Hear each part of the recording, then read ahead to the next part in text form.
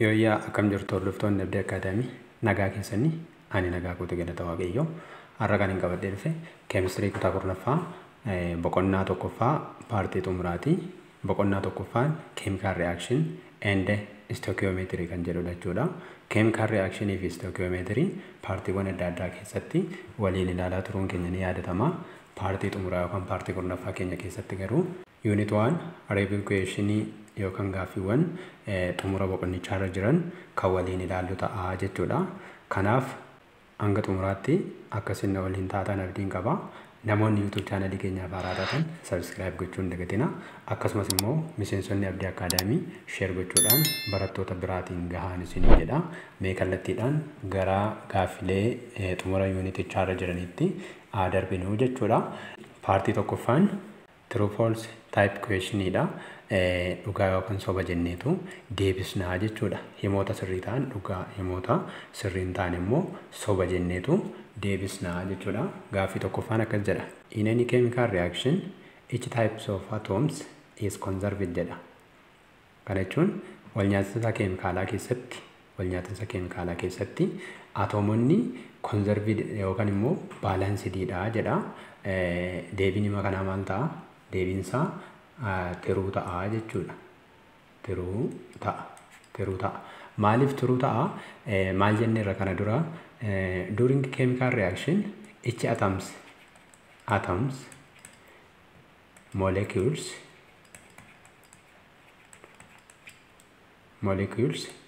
mass and energy are conserved. Isaan kuni atoomota yookaan paartikiloota walnyaatinsa keemikaalaa keessatti conserved ta'anidha jechuudha. Atoomonni, moleekuloonni, hangi akkasumas immoo enerjiin walnyaatinsa keemikaalaa keessatti warra conserved ta'anidha jechuudha. Kanaaf deebiin keenya dhugaa ta'a jechuudha. Question number 2. In a balanced chemical equation, both sides of equation have the same number of moles jedha. Walnyaatinsa keemikaalaa keessatti saayidiiwwan lamaan yookaan reaaktaanti saayidiidhaa fi piroodaakti saayidiinii moolota wal fakkaataa qabaa jedha. Yookaan mooliin gama lachuu jiru wal fakkaataadha jedha. Isa kana hubachuudhaaf mee fakkeenya tokko isiniif haa barreessu. 3 moles of hydrogen gas react with nitrogen to produce what? To produce 2 moles of ammonia. Moolii lamatu produce ta'a jechuudha. Kanaaf gama walnyaattotaa olaallee hydrogeniin moolii 3 qabdi, nitrogeniin moolii 1 qabdi. Kanaaf gama walnyaatissaa moolii 4tu jira jechuudha. Gama firii keenyaa immoo is not equal with 2 mol. Gara firii keenyaa moolii 2tu jira. Kanaaf lakkoofsi moolotaa wal caaluu danda'a jechuudha. Mooliin gama reaaktaantii fi mooliin gama piroodaaktii jiru wal qixa miti jechuudha. Walnyaatisa tokko tokko keessatti wal qixxaachuu danda'a. Akka carraa ta'ee wal qixxaachuu danda'a. Garuu yeroo hunda miti. Mooliin gama walnyaatisaa fi gama firii wal qixa ta'uu dhiisuu danda'a jechuudha. Kanaaf deebiin keenya foolsii ta'a jechuudha. Foolsii ta'a jechuudha. Itti fufnee gaaffii sadaffaa ilaallu. Oxidizing agent is oxidized by reducing agent jedha. Oxidizing agent jechuun substance that gain electron jenneera. Oxidized wanti ta'e jechuun immoo electronii lose godheera jenneera kana dura. Akkasumas immoo reducing agent wanta electronii lose ofirraa godheera jechuudha. Hima kana loojikaalii gaafa laallu dhugaa fakkaata. Garuu deebiinsaa sobadha. Kanaaf deebiinsaa foolsii ta'a jechuudha.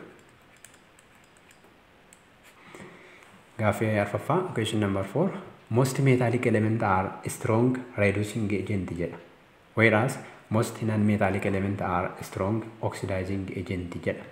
Reducing agentiin wanta electronii lose godhe ofirraa lose godhe jenneerra. Oxidizing agentiin immoo wanta electronii gain godhe jenneerra. Sibiilota olaallee sibiilonni amala electronii ofirraa kennuu qabu malee amala electronii ofitti fudhachuu hin qabani. Kanaaf metals are strong reducing agent while non-metals are strong oxidizing agent. So its answer is true. Deebiin keenya dhugaa ta'a jechuudha. Question number 5. The higher the percentage yield of chemical reaction, the more efficient chemical reaction jedha. Kana jechuun maal jechuudha? Percentage yielding keenya yoo guddaa ta'e, chemical reactioning keenya efficiency dha. Efficient jechuun ga'umsa qabaa yookaan immoo firii gaarii arganneerra jechuudha. Yookaan productiin keenya bareedaadha jechuudha. Higher percentage jechuun actual yield dhaa fi theoretical yielding keenya walitti dhiyeenya qabaa jechuudha. Actual yield jechuun experimentally determined yield dha yookaan measured yield dha. Theoretically calculated yield dha. Kanaaf ammi nuti safarree argannu fi ammi calculation irraa argannu walitti dhiyeenya qabachuun percentage yieldiin olaanaadha jechuudha. Percentage yieldiin olaanaadha jechuun immoo reactioning keenya bu'a qabeessadha yookaan immoo productiin nuti argannu olaanaadha jechuudha. Kanaaf percentage yieldii guddaan bu'a qabeessummaa productii keenyaa ni dabala waan ta'eef deebiin keenya tiruu ta'a jechuudha. Tiruu ta'a jechuudha. Tiruu force bifa kanaan yoo ilaalle itti fufnee part 2 ilaallu. Part 2 maal jedhaa? Write the missing words for each of the following question jedha. Gaaffiiwwan armaan gadiitiif bakka jecha irratee bakka duwwaatti guutnaa jechuudha. Question number 6. The oxidation number of manganese in this compound is blank jedha. Compoundii kana keessatti oxidation numberiin manganeeziidha meeqadha jedha yookaan immoo hammam ta'aa jedha. Kana argachuudhaafi compoundii kana ilaalle neutraalidha. Kanaaf ida'amni oxidation numberiin elementoota compoundicha keessa jiranii 0 ta'aa jechuudha. Oxidation numberii murteessuudhaaf seerota 8 akka nu barbaachisu kana dura ilaalleerra jechuudha. Akka seerota sanaatti oxidation numberiin potaasiyeemii meeqa jechuudha? Pozitiifa tokkodha. Sababni isaa garee tokkoffaa waan ta'eef. Kan eenyu nu gaafate? Kan manganeezii nu gaafate. Kan manganeezii hin beeknu waan ta'eef X jennaan jechuudha. Kan eenyu beekna? Kan oksijiinii beekna. Kan oksijiinii compoundoota hedduu keessatti negatiiva lamanneerra. Asirraa kaanee potaasiyeemiin tokko jira waan ta'eef tokko ida'uu X immoo meeqa qabna? Tokkuma qabna. X ida'uu oksijiinii negatiiva lamanneerra. Baay'inni ishii immoo meeqatu jira? Baay'inni ishii 4tu jira jechuudha. Baay'isuu 4 kuyyoo walitti dha'ame 0 ta'aa jechuudha. 0 ta'aa jechuudha. Kanaaf kana yoo waliin baay'isne X hir'isuu 7 kuyyoo waliin baay'ate 8 8f 1 7 ta'a waan ta'eef walqixa ta'a 0 ta'aa jechuudha. Kanarraa kaanee X keenya pozitiifa 7 ta'aa jechuudha. Kanaaf oxidation numberiin manganeesii compoundii kana keessatti pozitiifa 7 ta'aa jechuudha. Pozitiifa 7 ta'aa jechuudha. Gaaffii torbaffaatti fufnee ilaallu. The maximum yield of product is determined by blank reactant jedha. Excess reactant dhaa fi limiting reactant gaafa laallu paartiiwwan darbe keessatti limiting reactant jechuun walnyaattota keessaa kan dursee consumed ta'edha. Hamma xiqqaadhaan kan argamu kan dursee consumed ta'een limiting reactant jenneerra. Limiting reactantiin immoo maal determine godhanneerra yookaan limit godhanneerra yield of product hanga productii keenyaa limit godhanneerra. Kanaaf deebiin kuni limiting reactant ta'a jechuudha. Limiting reactant ta'a jechuudha. So limiting reactant determines the yield of product. Hamma bu'aa keenyaa kan determine godhu limiting reactant ta'a jechuudha. Gaaffii 8ffaatti fufnee ilaallu. Reaction which do not involve electron transfer are known as reactioniin daddarbinsa elektiroonii hin haammanne maal jedhamannee ilaalle qabiyyee keenya darbe keessatti non redox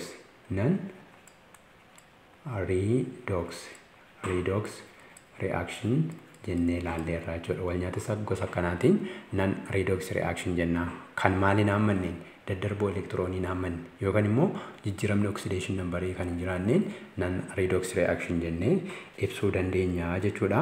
Itti fufnee gaaffii 9ffaa ilaallu. Gaaffii 9ffaan akkas jedha. The sum of masses of all atoms present in a molecule is ida'amni hanga elementoota molecuulii tokko keessa jiranii maal ta'a jennee ilaalleerra kana dura molecular mass jennee ilaalleerra. Molecular massii ta'a jechuudha. Molecular mass jennee ibsineerra jechuudha paartii darbe keessatti. Gaaffii kurnaffaan akkas jedha. The sum of atomic mass of all atoms present in formula unit of a ionic compound is ida'amni hanga atoomaa kan elementoota formula unity compoundii ionikii tokko keessa jiru maal jedhameetu beekama jennee ilaalleerra. Formula mass jedhameetu beekama jennee ilaalleerra jechuudha qabiyyee keenya yeroo darbee keessatti. Formula mass jennee ibsuu dandeenya jechuudha.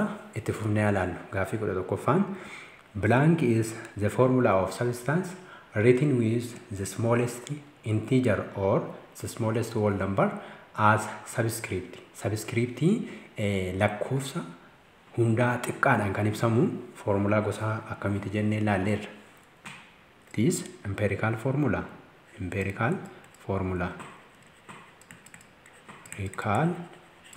ta'a jechuudha. Empirical formula jennee ibsuu dandeenya jechuudha. Gaaffiin itti aanu blank is the actual formula that tells you the exact numbers of atoms of different element present in a molecule. Formula isa sirrii hanga atoomota compoundii tokko keessa jiranii yookaan molecuulii tokko keessa jiranii hanga isa sirriidhaan kan nutti agarsiisu maal jenneetu beekna jechuudha. Molecular formula jenneetu beekna waan ta'eef molecular formula jennaan jechuudha. Molecular formula ta'a jechuudha kun. Molecular formula ta'a jechuudha. Bifa kanaatiin ilaaluu dandeenya jechuudha. Ittaansinee paartii itti aanu ilaallu. Paartii sadaffaan multiple choice questionidha. Filannoodha jechuudha. Maal filannaa? Deebii sirrii ta'e filannaa jechuudha. Gaaffii 13ffaan which of the following contains the largest number of water molecule jedha. Molecuulii bishaanii guddaa kan of keessaa qabu kaminni jedha. A 1 mole of water, B 80 gram of water, C 6.02 times 10 to the power of 23 molecule of water, D 1 kilogram of water jedha. Kanaaf lakkoofsa guddaa kan qabu kamidha as keessaa jedha. Kana qabiyyee keenya yeroo darbee keessatti ilaalleerra. Waan mooliin bishaan mooliin tokko giraama meeqa of keessaa qaba jenneerra? 18 giraama of keessaa qaba jenneerra. Akkasumas immoo moolekuulota meeqa of keessaa qaba jenneerra? 6.2 baay'isuu 10 paaworii 23 moolekuulota of keessaa qaba jenneerra.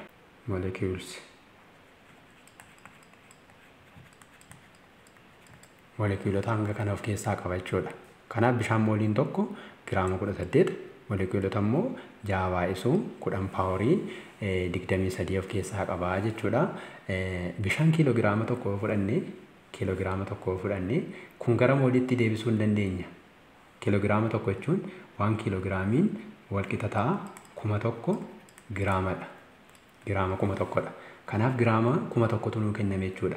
Giraama 1000 kana n which is equals to m over m dhaan argachuu dandeenya jechuudha. Moolii hammam akka inni ta'e. Giraama meeqa qabna? 1000 giraamadha. Irra moolaar maasiin bishaan immoo 18 giraamadha jechuudha. Giraam per mooliidha. Kanaaf kana yoo hirree kun meeqa ta'a jechuudha? Gara 55.55 moolii ta'a jechuudha. Kanaaf mooliin kun moolii guddaadha. Kanarraa kaanee deebiin sirriin keenya maal ta'a jechuudha? Diin deebii sirrii ta'a jechuudha. Lakkoofsi guddaan kiiloogiraama tokkodha jechuudha. Itti fufnee ilaallu. The formula mass of calcium phosphate is jedha. Formula maasiin compoundii kanaa meeqa ta'a formula maasiin isaa lakkoofsaan gaafa ibsinu jechuudha. Kanaaf formula maasii akkamitti ibsinanneerra? Ida'ama hanga elementoota compoundicha keessa jiraniiti jenneerra. Ida'ama hanga elementoota compoundii kana keessa jiraniiti. Kanaaf ida'ama hanga kaalsiyeemii 40 meeqatu jira? Sadiitu jira kaalcheemiin. Ida'uu kan foosfarasii meeqa qaba? 31. 31 baay'inni ishii immoo 2tu jira. Ida'uu oksijiiniin 16 qabdi. Meeqatu jira? Oksijiinii 8tu jira jechuudha. Kana yoo walitti daane 40 si'a 3 120. Ida'uu 31 si'a 2 62. Ida'uu 16 si'a 8 inni kun 128 ta'a jechuudha. Kun hundi yoo walitti daame deebiin keenya meeqa ta'a jechuudha? Deebiin keenya inni sirriin 310 ta'a jechuudha. Deebii keenya sirriidha jechuudha. Gaaffii 15ffaatti fuunee ilaallu. One mole of two different substances A and B have equal number of blank jedha. Substansiin A fi B jedhaman mooliin isaanii kan tokko ta'e maal wal qixa qabu jedha. Maal wal qixa qabu jedha. Kana dura maal ilaalleerraa? Maal jennee ilaalleerraa? One mole of any substance is equals to 6.02 times 10 the power of 23 partikiloota yookaan molekiyuulota amma kan of keessaa qabu jennee ilaalleerra. Kanaaf A fi B'n substansiin A fi B jedhaman kuni mooliin tokkoon isaanii number of particles wal qixa qabu jechuudha. Kanaaf deebiin keenya inni sirriin A ta'a jechuudha. Bifa kanaatiin ilaaluu dandeenya. Gara gaaffii itti aanutti darbinu. Paartii arfaffaan problem solvingidha. Problemoota furra jechuudha. Solve the following problems appropriately jedha. Problemoota armaan gadii kana akka inni nu gaafatetti solve goonaa jechuudha. Gaaffii 16ffaan calculate molecular mass in atomic mass unit of the following compounds jedha. Compoundoota armaan gadii kanaa fi molecular massii atomic mass unitidhaan calculate godhii jedha. Kana dura paartii keenya yeroo darbee keessatti molecular mass jechuun maal jechuudha inni ibsineerra. Molecular massiin ida'ama hanga elementoota molekiyuulii tokko keessa jiraniiti. Ida'ama hanga elementoota molekiyuulii tokko keessa jiraniitiin molecular mass jennaa jenneerra jechuudha. Kanaaf compoundiin nuu kenname sulfur dioxideidha. Eerratti sulfur dioxide nuu kenname. Kana jechuun maal jechuudha? Hanga sulfurii ida'uu hanga oksijiinii ta'aa jechuudha. Molecular maasiin keenya wal qixa ta'a. Hanga sulfuriin meeqatu jira iddoo kana? Tokkoon ishii 32 giraama qabdi. Yookaan atomic mass unitidhaan isa kana ibsuu dandeenya jechuudha. Ida'uu kan oksijiiniin 2tu jira. Tokkoon ishii 16dha. Kana lamaa yoo walitti daane meeqa ta'a jechuudha? Wal qixa ta'a 32 atomic mass unity ida'uu 2 baay'isuu 16 32 atomic mass unity ta'a jechuudha. Atomic mass unity ta'a. Kanaaf molecular massiin compoundii kanaadha. Meeqa ta'a jechuudha? 64 atomic mass unity ta'a jechuudha. 64 atomic mass unity ta'a. Bifa kanaatiin ibsuu dandeenya jechuudha. Baa itti fufnee ilaallu. Kaafeen jedha. Kaafeeniin molecular formulaan isaa kana fakkaata. Stimulant present in tea. Stimulant jechuun si'eessituu maal keessatti argamti? Shaayii keessatti, buna keessatti, akkasumas dhugaatii kookaa keessatti argamu kuni molecular maasii isaa barbaadiidha gaaffiin keenya. Kaafeeniidhaa fi molecular maasii isaa barbaadii jedha. Molecular maasiin maal jenneerra? Molecular maasiin ida'ama hanga elementoota compoundicha keessa yookaan molekiyuulicha keessa jiraniiti jenneerra. Kanaaf ida'ama hanga kaarbanii ida'uu, ida'ama hanga haayidroojiinii ida'uu, kan naayitiroojiinii ida'uu, kan oksijiinii ta'a jechuudha. Kanarraa kaanee kaarbanii meeqatu jira? 8tu jira. Tokkoon ishii meeqa qabdi? 12. Atomic mass unity ida'uu haayidroojiinii meeqatu jira? 10tu jira. Tokkoon ishii giraama atomic mass unity meeqa? 1dha. Ida'uu naayitiroojiinii meeqatu jira? 4tu jira. Tokkoon isaa atomic mass unity meeqa? 14dha. ida'uu oksijiinii meeqatu jira? 2tu jira. Tokkoon isaa meeqa qaba? 16. 16 atomic mass unitiidha jechuudha. Kana hunda yoo walitti daane kaafeeniidhaa fi molecular massiin keenya meeqa ta'a jechuudha? 194 atomic mass unity ta'a jechuudha. 194 atomic mass unity ta'a. Bifa kanaatiin molecular mass calculate gochuu dandeenya jechuudha. Itti fufnee ilaallu. Paartiin arfaffaa keessa jirra. Problem solving equation dhaan ta'eef jechuudha. Gaaffii 17ffaan how many moles of carbon dioxide are present in 176 gram of carbon dioxide jedha. Carbon dioxide giraama 176 keessaa moolii meeqatu jira jedha. Moolii meeqatu jira. Kanaaf number of moolii barbaanna jechuudha. Number of mooliin n dhaan bakka buufanneerra. N dhaan bakka buufanna. N which is equals to given mass over molar mass dha. Small m over molar mass yookaan capital M dha jechuudha. Molar mass in carbon dioxide dha. Ida'ama hanga kaarbanii 12 ida'uu oksijiiniin 2 jira 32 jechuudha. Inni kun yoo walitti da'ame 44 giraama ta'a jechuudha. Molar mass in carbon dioxide dha.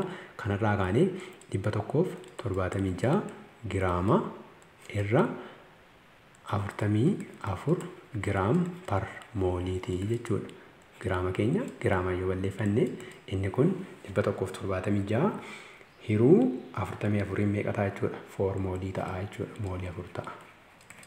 Moolii 4 ta'a jechuudha. Kanaaf kaarboon dioxide giraama 176 keessaa moolii 4tu jira jechuudha. Moolii 4tu jira. Itti fufnee gaaffii 18ffaa ilaallu. Gaaffii 18ffaan akkanadha. How many grams of oxygen can be prepared by decomposition of 12 grams of mercury to oxide jedha. Oksijiinii giraama meeqatu qophaa'uu danda'a? Mercury to oxide giraamni 12 decompose yoo ta'e jedha. Mass relationship fayyadamnee barbaaduu qabna jechuudha. Kanaaf steppiin jalqabaa maal barreeffachuudha? Right balance chemical equation. Chemical equation keenya mercury to oxide. Mercury to oxide formulaan isaa kanadha. Isa kanatu garamitti decompose ta'e jechuudha. Gara mercury dhaa fi oksijiinitti decompose ta'e. Hima kana wal madaalchifachuudhaa fi iddoo kana lama buufanne mercury biras lama buufanne wal qixxaattoon keemikaalaa keenya baalaansii ta'a jechuudha. Kanaaf steepii lammaffaa irratti giraama meeqatu nuu kenname? Mercury to oxide giraama 12tu nuu kenname. Kan eenyu nu gaafate? Oksijiinii giraama meeqatu produce ta'uu danda'a jedha waan ta'eef oksijiinii keenya irratti x godhanneetu barreeffannaa jechuudha. Erga giraama nuu kenname mataa gubbaa irratti barreeffanne kan barbaannu immoo x barreeffanneeti. Amma maal goona? Total molar mass isaanii baafanne jechuudha. Total molar mass barbaaduudhaaf iddoo kana koefficientiin jiru 2dha. Kan mercury keenya mercuryin molar massiin isaa 200dha. Kan oksijiinii meeqadha? 16dha. Kun yoo walitti daame 216 ta'a jechuudha. 2/216 ta'a jechuudha. Kanaaf 2/216 giraama kan eenyu barbaanna? Kan oksijiinii barbaanna. Oksijiinii meeqa qabna? 2 qabna jechuudha. Oksijiinii 2 waan qabnuuf 2/16 jechuudha. Erga bifa kanaatiin baafanne steepii ittaanu irratti proportionii keenya seetaappi godhanna. Proportioniin keenya 12 giraama irra 12 yoo waliin baay'istu meeqa ta'a? 432 giraamaa jechuudha. Wal qixa ta'a x irra 32 giraamaa jechuudha. Kanarraa kaanee x keenya meeqa argachuu dandeenya jechuudha? X keenya 12 giraama baay'isuu 32 giraama hiruu meeqaati? 432 giraamaati jechuudha. Giraama tokko yoo balleeffanne inni kun meeqa dhufa jechuudha? 0.887 6 giraamii dhufa jechuudha. 6 giraamii dhufa. Therefore 0.886 gram of what? Gram of oxygen is produced.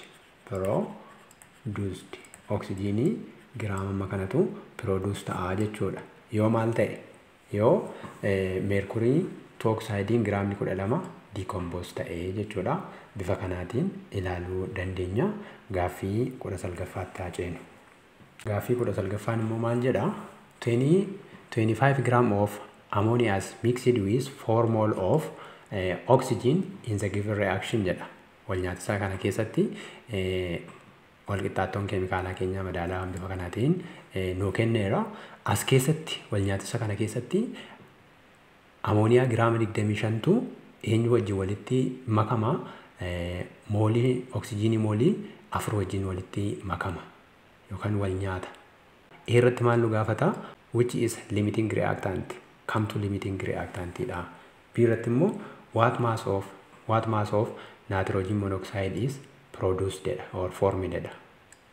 Nitrogen dioxide hammamtu produce ta'a. C irratti immoo what mass of water is formed dha.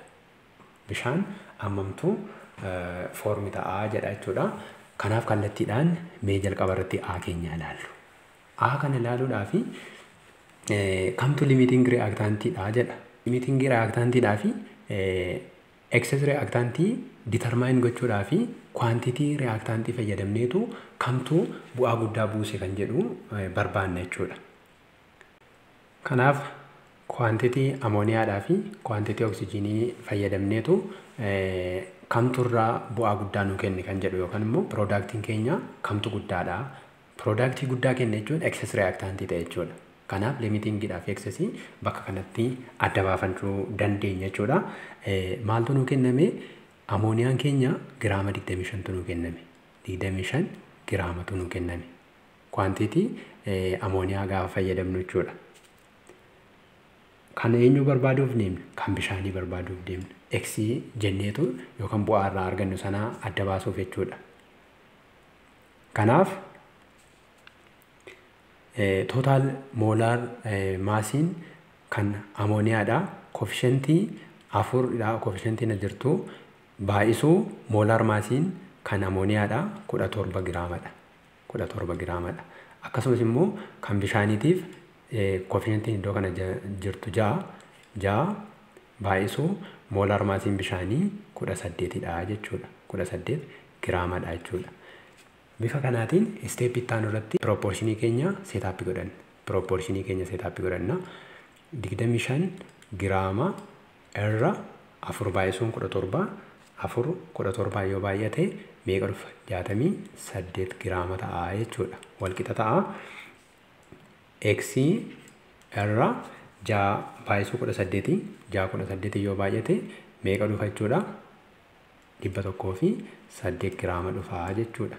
Kanarraa kaanee X keenya X'n walqixa ta'a 25 giraama baay'isuu 108 giraama hiruu meeqaati jechuudha. Hiruu 68 giraama ta'a jechuudha. Giraama asitti yoo balleeffanne kun lamaan gaafa waliif hiramu meeqa dhufa? 39.7 giraama dhufa jechuudha. 39.7 giraama dhufa. Therefore 39.7 gram of H2O is produced by quantity of ammonia. Ammonia dha yoo fayyadamne bishaan amma argachuu dandeenya. Giraama 39.7 argachuu dandeenya jechuudha. Amma immoo quantity oxygenii fayyadamu. Quantity oxygenii fayyadamuudhaaf oxygenii maaltu nuu kenne? 4 mooliin nuu kenname. 4 mooliin nuu kenname. 4 mooliin kuni gara maasiitti deebisna jechuudha. Maasii irra molar maasiin oxygeniidha 32 jechuudha. Oxygenii moolekiyuuliidhaaf 32 waan ta'eef kana yoo deebisnu giraama meeqa nuu dhufa jechuudha. Kana lamaan yoo waliin baay'isnu giraama 128 nuu dhufa jechuudha. Kanaaf oksijiinii mooliin 4 giraama 128 ta'a jechuudha. Giraama 128 ta'a. Erga kan argannee booda mataa oksijiinii irratti 128 giraama barreeffanna jechuudha. Kan bishaanii irratti immoo x barreeffanna. Achiin totaal moolaar maasii isaanii barbaanna. Kan eenyu kan oksijiinii. Kan oksijiinii totaal moolaar maasiin kofiyantiin iddoo kana jiru 5 baay'isuu meeqaati? Oksijiinii 2 waan ta'eef 32 giraamaati jechuudha. Akkasumas immoo kan bishaanii kofiyantiin keenya 6 bishaan immoo giraama 18tu ta'a jechuudha. Asirraa kaanee pirooporshinii seetaappi godhachuu dandeenya jechuudha. 128 giraama irra 5 baay'isuu 32 160 giraama ta'a jechuudha. Walqixa ta'a. X irra 6 baay'isuu 18 108 giraama ta'a jechuudha. 108 giraama ta'a. Kanarraa kaanee X'n keenya walqixa ta'a 128 giraama baay'isuu 108 giraama hiruu 160 giraamaati jechuudha. Giraama yoo barreeffanne inni kun yoo waliif hirame meeqa ta'a? 86 tuqaa 4 grams of what? Of water. Giraama bishaanii amma kanatu produce ta'a jechuudha. Kanaaf quantity amooniyaatiin giraama 39 arganne. 39.7. Quantity oksijiiniitiin immoo giraama meeqa arganne? Giraama 86 arganne jechuudha. Kanarraa kaanee limiting reactantiin keenya jechuudha. Eenyuun jechuudha? Ammooniyaa. Ammooniyaan is limiting reactant jennee xumuruu dandeenya jechuudha. Ammooniyaan keenya limiting reactantii ta'a jechuudha. Itti fufnee B haa laallu. B'n immoo maal nu gaafate? What mass of nitrogen monoxide is formed jedha. Nitrogen monoxide ammamtu produce ta'ee jedha. Isa kana beekuudhaaf maal goona jechuudha? Limiting reactantii keenya dhaabbanna. Limiting reactantiin keenya ammooniyaa ta'a jechuudha. Ammooniyaa giraama meeqatu nuu kenname? 25 giraamatu nuu kenname. Kan eenyu barbaaduuf deemna? Kan nitrogen monoxide waan ta'eef X irratti barreeffanna jechuudha. Erga X irratti barreeffannee totaal moolaar maasiin kan ammooniyaadha 4 baay'isuu ammooniyaan giraama 17dha. Kan nitrogen monoxide immoo koefficientiin keenya 4dha. 4 baay'isuu nitrogeniin 14dha. Ida'uu 16 30 giraamaa ta'a jechuudha. Kanaaf proportionii keenya seetaappi godhachuu dandeenya. 25 giraam over 4 baay'isuu 17 meeqa ta'a? 68 giraama. 68 giraamiin walqixa ta'a.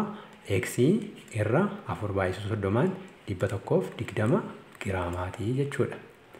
Kanarraa kaanee gatiin X walqixa ta'a 25 giraama baay'isuu 120 giraama hiruu meeqaati? 68 giraamaati jechuudha. Giraama tokko yoo balleeffanne inni kun meeqa ta'a jechuudha yoo waliif hirre 44.1 ta'a jechuudha. 44.1 ta'a jechuudha. 44.1 giraama ta'a jechuudha. Therefore 44.1 gram of nitrogen monoxide is formed. Nitrogen monoxide giraama 44.1tu produce ta'a jechuudha. Produce ta'a. Itti fufnee caammoo laallu. Caan keenya what mass of water is formed? Bishaan ammamtuu uumamee jedha. Jalqabarra jenneerra haa ta'utti itti fufnee laalla. Kan hojjechuudhaaf limiting reactantii keenya irra dhaabbannee hojjenna jechuudha. Kan murteessu limiting reactantiidha waan ta'eef giraama meeqatu nuu kenname? 25 giraamatu nuu kenname. Kan eenyu barbaaduuf deemna? Kan bishaaniiti. X asirratti barreeffanna jechuudha. Moolaar maasiin immoo tootaaliin koefishiyentii as jiru baay'isuu 17 giraamaati. Giraam per mool jechuu dandeenya. Asitti immoo 6 baay'isuu 18 giraamaati jechuudha. Amma proportionii keenya seetaappii godhachuu dandeenya. 25 giraama irra 4 baay'isuu 17 68 giraamaan walqixa ta'a. X irra 6 baay'isuu 18 108 giraamaatii jechuudha. Kanarraa kaanee X'n keenya walqixa ta'a 25 giraama baay'isuu 108 giraamaa firuu meeqaati? Firuu 68 giraamaatii jechuudha. Giraama tokko yoo balleeffanne inni kun meeqa dhufa jechuudha? Walqixa ta'a 39.7 ta'a jechuudha.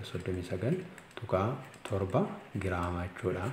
Therefore 39.7 gram of H2O is formed. Bishaan giraama 39.7tu produce ta'a jechuudha yookaan form ta'a jechuudha. Bifa kanaan ilaaluu dandeenya. Gaaffii 20ffaa itti fufnee ilaallu. Gaaffii 20ffaan akkas jedha.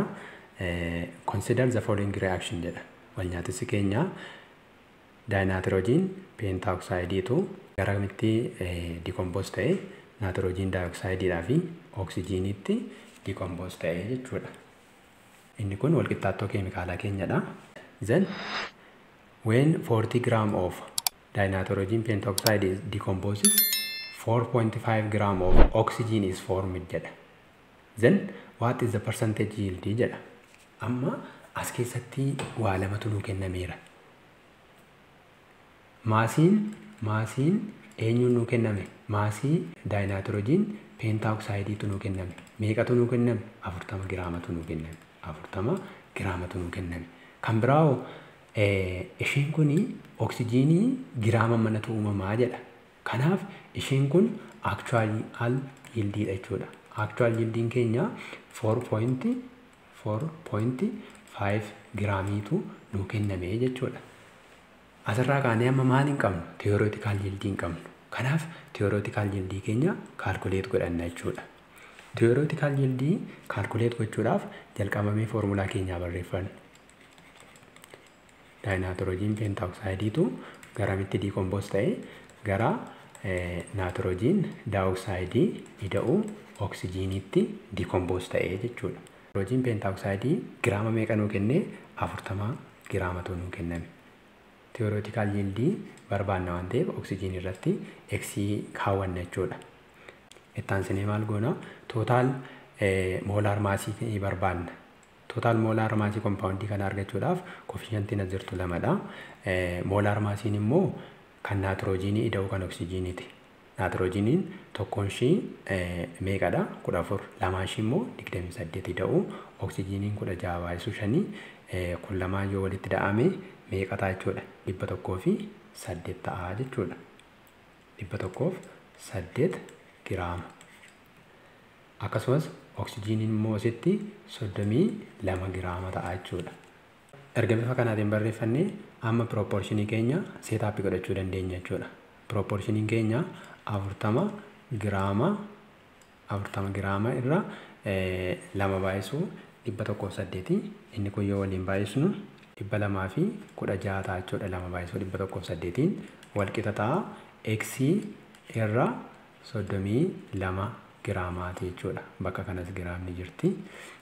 Kanarraa kaanee X'n keenya X'n walqixa ta'a 40 giraama baay'isuu meeqaati? 32 giraama hiruu meeqaati jechuudha?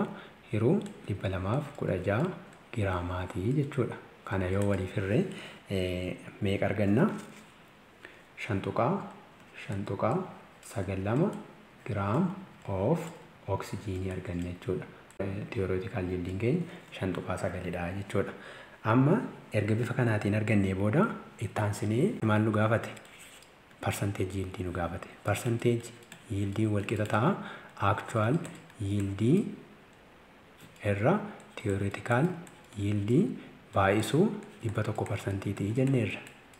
Kanaaf actual yield meeqa qabna? 4.5 giraama qabna jechuudha. Theoretical yield immoo 5.92 giraama qabna. Baay'isu meeqaati jechuudha? 100% jechuudha. Kana lamaa yoo waliin baay'isne percentage yield keenya meeqa ta'a?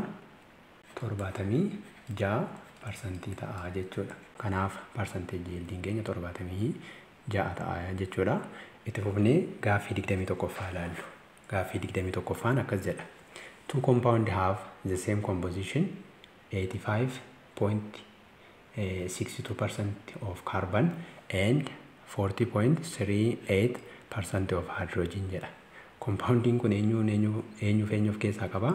Kaarbaniidhaa fi hydrogenii of keessaa qaba jechuudha. Kaarbaniin keenya parsantii 85.62dha. Hydrogeniin keenya immoo parsantii 14.38 ta'a jedha. Compoundiin lama compositionii amma kan of keessaa qabadha. Compoundiin kun kaarbanii fi hydrogenii of keessaa qaba jechuudha. Irratti maal nu gaafata? Obtain empirical formula corresponding to this composition. Compositionii kanaaf empirical formula isaanii barbaadii jedha. Compositioniin 85.62% akkasumas 14.38% qabna jechuudha. Kun compositionii keenyadha. Empirical formula barbaadii jedha. Empirical formula barbaaduudhaaf steepiiwwan adda addaa akka fayyadamnu qabiyyee keenya yeroo darbee keessatti ilaalleerra. Kanaaf parsantii nuu kenname kana akka hangaatti fudhanneetu moolii elementoota compoundicha keessa jiranii barbaanna jechuudha. Moolii elementoota compoundicha keessa jiranii barbaanna jechuudha. Kanaaf jalqaba irratti moolii eenyu barbaanna? Mole of carbon argachuu qabna jechuudha. Mole of carboniin ammamtu nuu kenname? 85.62 jechuun dhibba keessaa giraama 85.62 kenname jechuudha. 85.62 giraama inni fudhachuu dandeenya jechuudha. Irra molar maasiin kan kaarbaniidhaa meeqa? 12 giraam per mooliidha. Asitti giraama yoo balleeffanne kun lamaa yoo waliif hirree kun meeqa ta'a jechuudha? 7 moolii ta'a jechuudha. Moolii 7 ta'a. Amma taansinee moolii eenyu argachuu qabna? Moolii hydrogenii argachuu qabna. Mole of hydrogenii argachuu qabna jechuudha. Hammamtu nuu kenname? 14.38 giraamatu nuu kenname. Molar maasiin kan hydrogeniidha ammoo meeqa? 1 giraam per mooliidha. Giraam per mool. Kun yoo hirree meeqa ta'a jechuudha? 14.38 moolii ta'a jechuudha. Itti aansinee maal goona? Lakkoofsa akka sabskiriiptiitti tajaajilamnu argachuu qabna. Lakkoofsa kana argachuudhaaf jalqaba moolii xiqqaa murteeffanna. Moolii xiqqaa erga murteeffannee moolii arganne moolii xiqqaa sanaafirra. Kanaaf sabskiriiptii kaarbanii argachuudhaaf kan kaarbanii argachuudhaaf mooliin kaarbanii 7 mooliidha. Mooliin xiqqaan keenya immoo 7 mooliidha. Kanaaf sabskiriiptiin kaarbanii biratti nuti qabnu 1 ta'a jechuudha. Akkasumas immoo sabskiriiptii hydrogenii biratti barreeffannu argachuudhaaf mooliin hydrogenii 14.38 mooliidha. Mooliin xiqqaan nuti qabnu 7 mooliidha. Mooliidhaan bakka kanatti yoo balleeffanne inni kun approximately 2 ta'a jechuudha. 2 ta'a jechuudha. Amma lakkoofsota bifa sabskiriiptiitiin barreeffannu arganneerra. Kanarraa kaanee therefore compoundiin keenya maal of keessaa qabanneerra? Kaarbaniidhaa fi hydrogenii qabanneerra. Lakkoofsota arganne kan immoo bifa sabskiriiptiitiin foormulaa keenya irratti barreeffanna jechuudha. Kan kaarbanii 1 arganne, kan hydrogenii 2 arganne jechuudha. Kanaaf empirical formulaan keenya maal ta'a jechuudha? CH2 ta'a jechuudha. Kun empirical formulaa keenyadha. B irratti immoo maal nu gaafata? One of the compound has molecular mass of 28.3 atomic mass unit or gram.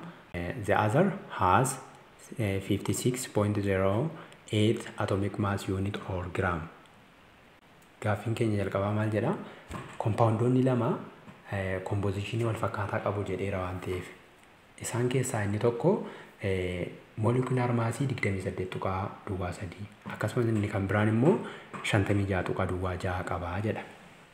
Kanaafi obtain molecular formula of both compoundota kanaafi molecular formula obtain godhii jedha. Kana obtain gochuudhaafi empirical formula maal arganne? CH2 arganne. CH2n molar massiin CH2 dha immoo 12 ida'uu 2 jechuudha. 14 giraama ta'a jechuudha. Molar massiin empirical formula keenya 14 ta'a jechuudha. Amma gaa maal barbaadedha? Molecular formula barbaadedha mitiire? Molecular formula kan abbaa 28.3 dhaa fi kan abbaa 56.6 barbaadii jedha. Ishii kana barbaaduuf kana bakka lamatti haa qooddannu. Molecular formulaan walqixa ta'a. Empirical formula baay'isuu inni kun whole number'idha yookaan lakkoofsa hundaa wayiiti. Kan argachuudhaaf empirical formula qabna. Kan nuti hin qabne n-dha jechuudha. N keenya maal ta'a? Mass of molecular formula divided by mass of empirical formula dha.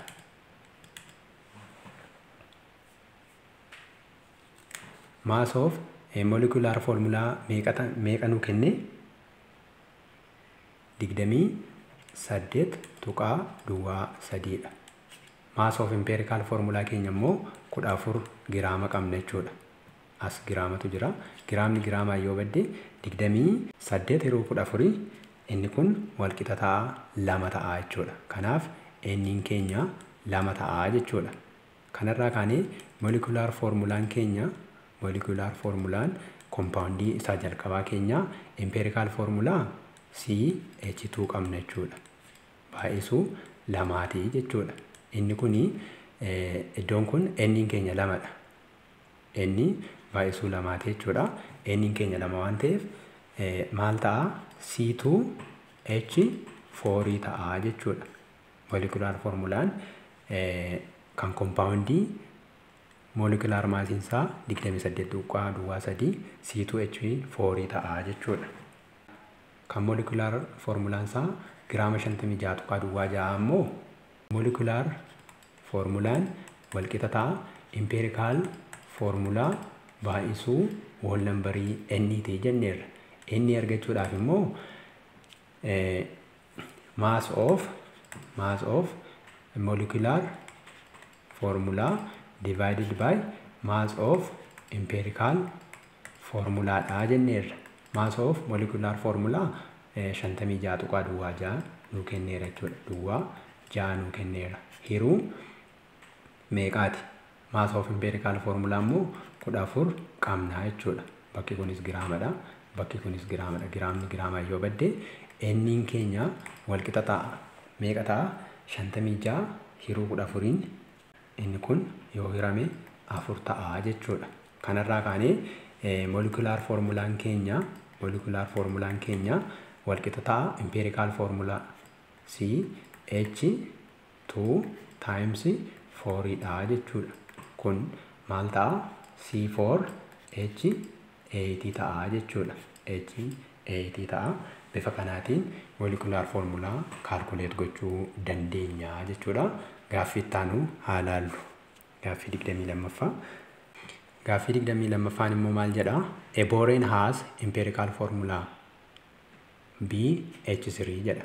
Borane'n empirical formula BH3 qaba jedha. And molecular mass isaa immoo 28 atomic mass unit dha. Kanaaf molecular formula barbaadii jedha. Kun baay'ee salphaadha. Molecular formulaan keenya walqixa ta'a empirical foormulaa baay'isuu NT jenneerra. NT jenneerra. Amma kan nuti hin qabne N dha. N immoo wal qixa ta'a mass of molecular formula divided by empirical mass of empirical formula ta'a jechuudha. Amma mass of empirical formula argachuu dandeenya. As deebinee N keenya wal qixa ta'a mass of molecular formula meeqa nuu kenna 28 giraama yookaan atomic mass unit dhaan hiruu mass of empirical formula keenya ammoo maaltu nuu kenname BH3 dha jechuudha. Mass of empirical formula kanatu nuu kenname. Kan boronii meeqa ta'a 11 dha. 11 ida'uu hydrogenii 3 qabna waan ta'eef tokkoon ishii tokko 3 ishii 3 qabdi waan ta'eef inni kun 14 giraama ta'a jechuudha. Kanarraa kaanee N keenya 2 ta'a jechuudha. Erga N keenya 2 arganne molecular formula keenya barbaadachuun salphaadha jechuudha. Molecular formulaan empirical formula BH3 times N dha jechuudha. Inni kun yoo N immoo meeqa qabna 2 dha. Kanaaf B2H6 ta'a jechuudha. Molecular formulaan booreenidha. Kana ta'a jechuudha. Bifa kanaatiin ilaaluu dandeenya. Itti fufnee gaaffii 23ffaa ilaallu. Gaaffii 23ffaa maal jedha?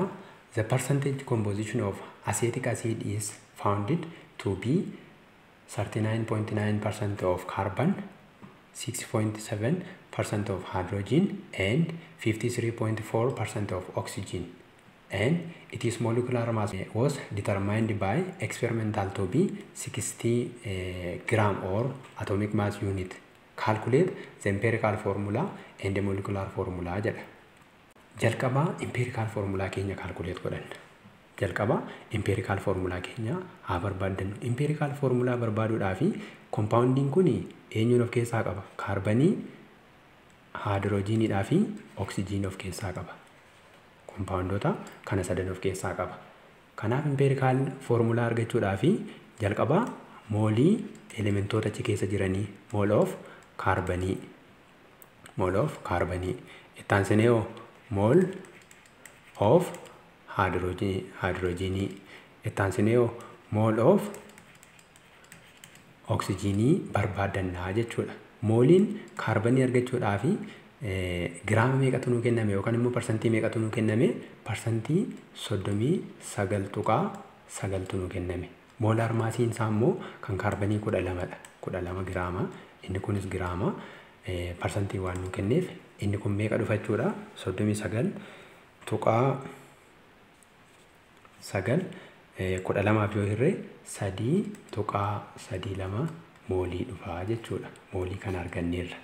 Itti aansinee kan haadrojiinii asitti ilaallu. Kan haadrojiinii parsantii meeqatu nuu kenname? 6.7 giraama yookaan parsantiidhaan kanatu nuu kenname. Moolaar maasiin kan haadrojiinii immoo meeqa? 1 giraam par mooliidha. Isa kanas yoo hirree meeqa ta'a jechuudha?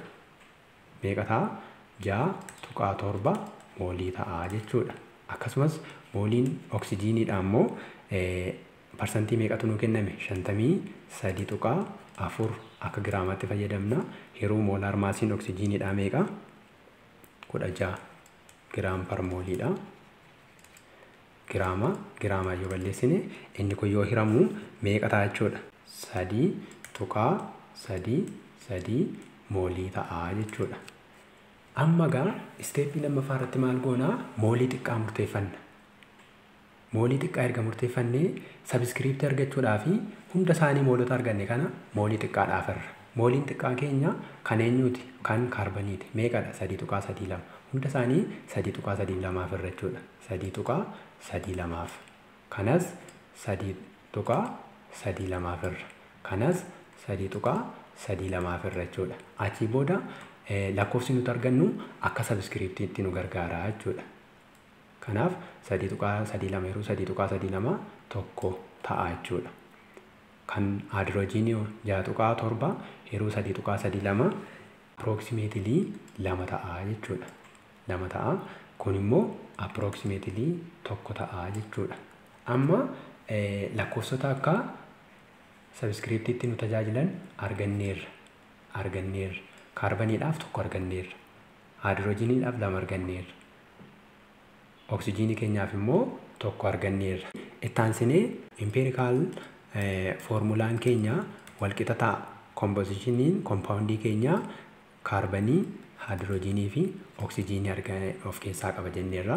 Lakkoofsota arganne kana bakka isaanii buufanna jechuudha. Kaarbaniidhaaf tokko arganne. Haayidroojiniidhaaf lama arganne. Oksijiiniidhaaf tokko arganne.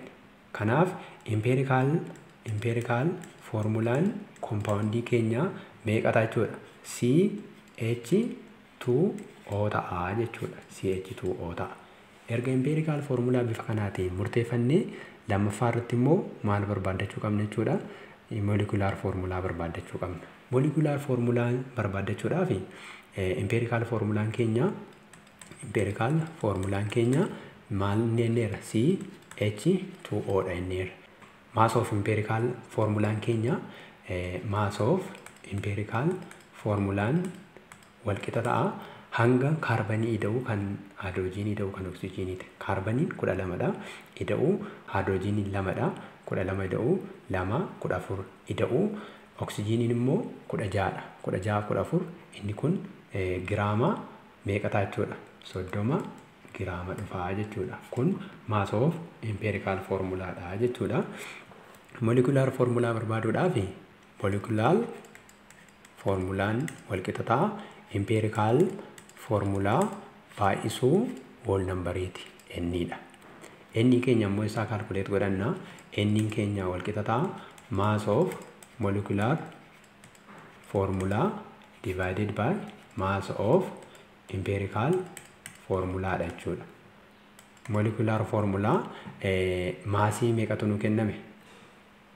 60 giraama yookaan atomic mass unitiidhaan 60 giraamatu nu kenname. Mass of empirical formulaan keenya immoo 30 giraamadha jechuudha. Kanaaf n keenya walqixa ta'a 2 ta'a jechuudha.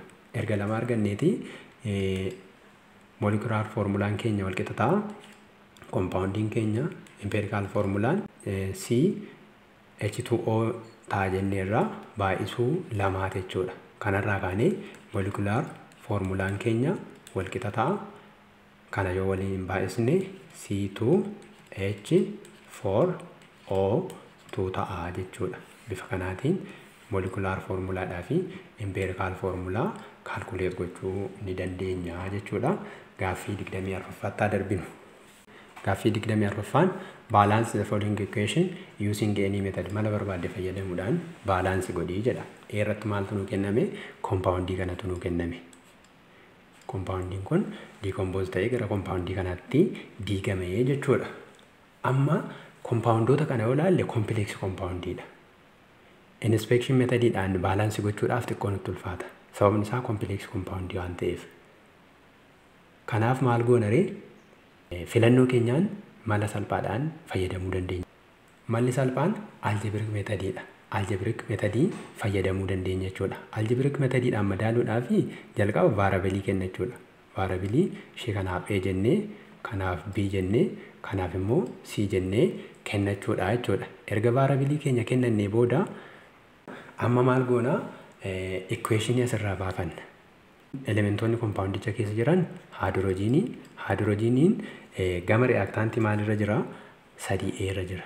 3A. Gama productii irra immoo maalirra jira? Haayidroojiniin iddoon kun B'dha mitiire? 4 B ida'uu iddoon kunoo C'dha. Lakkoofsi ishee meeqa? 2 C'dha jechuudha. Akkasumas kan biraa immoo boorooniidha. Boorooniin kun maalirra jirti gama reactantiitiin? Eera jirti mitiire? Baay'inni ishee meeqa? Tokkuma. Een walqixa ta'a. Gama productii maalirra jirti? B'irra jirti. B'n baay'inni ishee meeqa? 6 B ta'a jechuudha. Akkasumas immoo kan biraa eenyuun? Oksijiiniidha. Oksijiiniin gama reactantii maalirra jira? Eera jira. Baay'inni ishee meeqa? 3 Een walqixa ta'a. gama piroodaaktii hoo 11 B ida'uu kan biraa isa jirti C irra jirti jechuudha. Bifa kanaatiin equationii baafachuu dandeenya jechuudha. Erga equationii bifa kanaatiin baafannee booda amma maal goona tokkoon isaaniitiif mee leet jennee equationii salphaadhaaf tokkoon isaaniitiif lakkoofsa xiqqaa kennina. Mee equationii kana keessatti A kanaaf tokko haa jennu. A'n walqixa ta'a tokko haa jennu. Asitti gatii arganne haa barreeffannu. A'dhaaf tokko kennineerra. A'n tokko yoo ta'e equationii kanarraa A'n walqixa ta'a jaabii jedhamitiire jaabii ta'a. A'n tokkodha walqixa ta'a jaabiidha jechuudha. Gamalachuu jahaaf kanarraa kaanee biin keenya maal ta'a? Biin keenya walqixa ta'a tokko jahaffaa ta'a jechuudha. Gatii bii keenya asitti barreeffannu tokko jahaffaadha jechuudha. Itti aansinee kan eenyutu nuuf kan siin arganne kan siin equationii lamaan kana keessaa tokkorraa barbaaddannu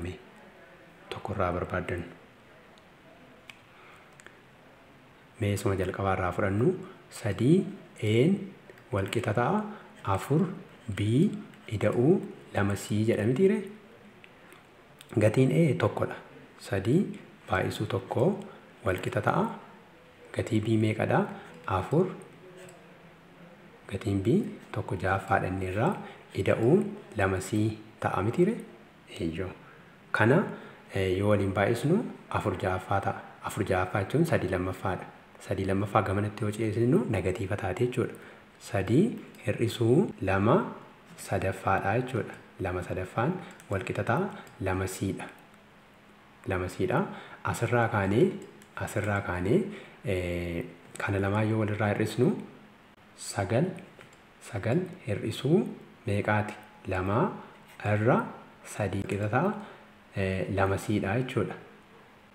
Kun walqixa ta'a 7 irra 3 walqixa ta'a 2 C'dha jechuudha. Kanarraa kaanee gamalachuu lamaaf yoo hirre gatii C keenya meeqa argachuu dandeenya jechuudha. Gatiin C keenya 7 jahaffaa taati jechuudha. 7 jahaffaa taati. Kanarraa kaanee C walqixa ta'a 7 jahaffaa taati jechuudha. Amma gaa lakkoofsi nuti arganne kun intiijeriidha. Lakkoofsa kana gara lakkoofsa guutuutti deebisuu qabna jechuudha. Lakkoofsa guutuutti deebisuudhaaf gama hundayyuu jahanaa baay'isu. Hunda isaanii jahanaa baay'isu. Kanas jahanaa baay'isu. Kana yoo jahan baay'isne A'n keenya meeqa ta'a jechuudha? 6 ta'a jechuudha. B'n keenya immoo 6 irra 6 jechuun tokko ta'a jechuudha. C'n keenya immoo 6 kun bakka kanatti waliin salphachuu dandeessi waan ta'eef 7 ta'a jechuudha. Hamma gatii ABC arganneerra. Itti aansinee maal goona? Bakka isaanii buufanna. Jalqaba kompaawundii keenyaa barreeffannu. Erga kompaawundii keenyaa barreeffannee booda lakkoofsa arganne kana bifa koofishentiitiin bira buufanna jechuudha. A bira meeqa arganne? A'dhaaf 6 arganne. Kanaaf iddoo kana 6 buufanna. B'dhaaf hoo meeqa arganne? B'n tokkodha. Iddoo kana 1 buufanna. C'noo meeqadha? 7dha. C'n keenya 7. Bifa kanaatiin yoo buufanne amma walqixxaattoon keenya madaaluusaa cheek godhannaa jechuudha. Kana madaaluu cheek gochuudhaaf haadrojiiniin meeqatu jira? Gama reaaktaantii 6 baay'isuu 3 18dha jechuudha. 18 qabna. Gama piroodaaktiitiin immoo haadrojiiniin iddoo kana 4dha. 4 ta'uu iddoon kun immoo 7 baay'isuu 2 14 yoo walitti dha'ame 18 baalaansii ta'eera jechuudha. Boorooniin iddoo kana gama reaaktaantii 6dha. Gama piroodaaktii keenyas 6dha. Akkasumas oksijiiniin gama reaaktaantii keenya 6 baay'isuu 3 18dha. Gama piroodaaktii keenya 11 ida'uu 7 18dha jechuudha. Bifa kanaatiin baalaansii gochuu dandeenya. Fakkeenya lammaffaatti fufnee ilaallu. Fakkeenya lammaffaa anis koompleksiidha kompaawundiin kun. Koompleksii waan ta'eef salphaatti madaaluudhaa fi aljabirikiidhaan madaaluu dandeenya jechuudha. Isin kan barbaaddaniin madaaluu dandeessu. Mee nuti aljabirikiidhaan ilaallu. ishee jalqabaatiif A, kanaaf B, achiin C, kanaaf immoo D, kanaaf immoo E haa kennannu jechuudha. Edda bifa kanaatiin kennannee amma gatii arganne bakka kanatti haa barreeffannu. A, B, C, D, E. Gatii arganne bakka kanatti barreeffannaa jechuudha. Jalqaba maal baafannaa? Equationii asirraa baafachuu qabna jechuudha. Equationiin keenya foosfarasiidhaa fi maalirra jirti? Gamanarraan 2A ida'uu asiin immoo maalirra jirti? 4B dha mitiire? 4B walqixa ta'a. Gama piroodaaktii keenya immoo maalirra jirti? D irra jirti mitiire? D'n meeqadha? Tokkodha. D ida'uu kan biraa eessa jirti? Gamanarra jirti. E irra jirti. E irrattis meeqa? Tokkumadha. E jennee baafannaa jechuudha. Kan itti aanu ayoodiinii keenyaaf. Ayoodiinii keenyaaf gama reaaktaantii maalirra jirti? 4A irra jirti. 4A walqixa ta'a. Gama piroodaaktii immoo maalirra jirti? Iddoo kanatti mitiire? Iddoo kanatti waan ta'eef D'dha jechuudha. Iddoon kun D'dha. Itti aansinee kan biraan kan nuti qabnu haadroojiiniidha. Haadroojiiniin keenya gama reaaktaantii keenya maalirra jirti? 2C irra jirti. 2C'n walqixa ta'a. Gama piroodaaktii immoo eessa jirti? D irra akkasumas immoo E irra jirti jechuudha. D irratti baay'inni ishee meeqa? 4. 4D ida'uu E irratti immoo meeqadha? 3. 3E qabnaa jechuudha. Kan biraa maal qabnaa? Oksijiinii qabna. Oksijiiniin gama reaaktaantii maalirra jirti? Oksijiiniin as jirti mitiire? C irra jirti. Walqixa ta'a. Gama piroodaaktii immoo maalirra jirti? Asidha mitiire? Iddoo kanatti lakkoofsi ishee meeqa? 4dha jechuudha. 4E taatii jechuudha. Erga bifa kanaatiin equationii keenya baafannee booda itti aansinee equationii salphaa ilaallannee tokkoon isaatiif lakkoofsa xiqqaa haa kenninu. Mee asitti C'dhaaf tokko haa kenninu. Let C which is equals to 1.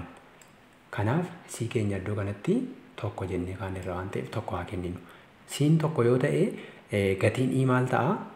Tokko walqixa ta'a. 4E'dha mitiire?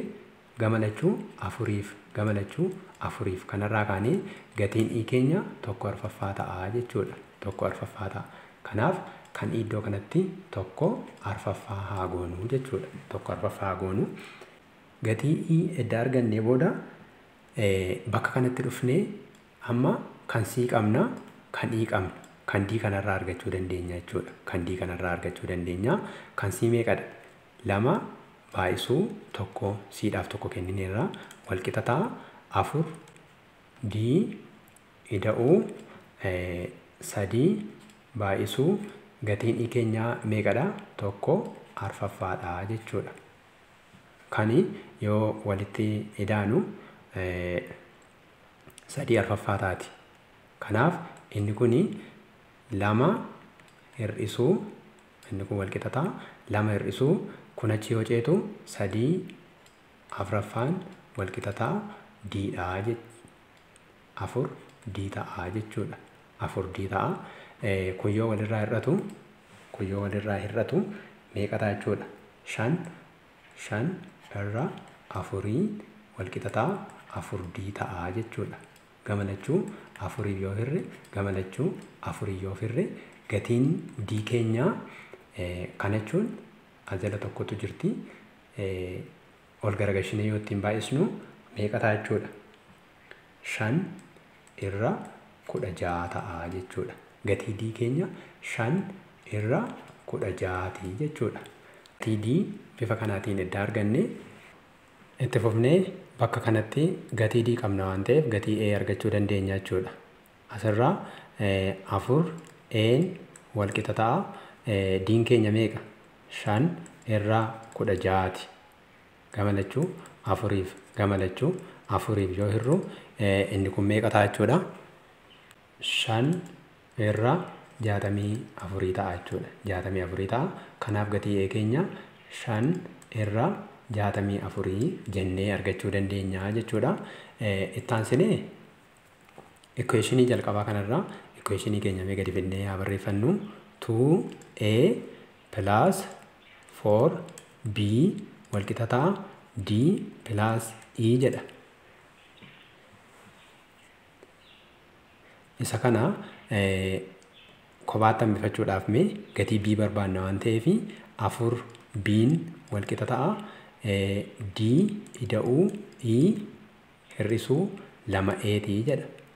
Kanaaf ammas gatiin b keenya walqixa ta'a d ida'uu e hir'isuu 2a irra meeqaa jechuudha?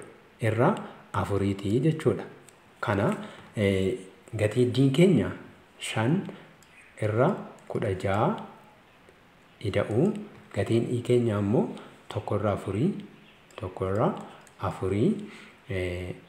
hir'isuu gatiin a 2 baay'isuu een keenya meeqa 5 irra 64 hiruu 4 jechuudha. Lakkoofsota kana waliin baay'isnee gaafa hirruu gatiin b keenya meeqa ta'a jechuudha? Gatiin b keenya 13 irra 128 ta'a jechuudha.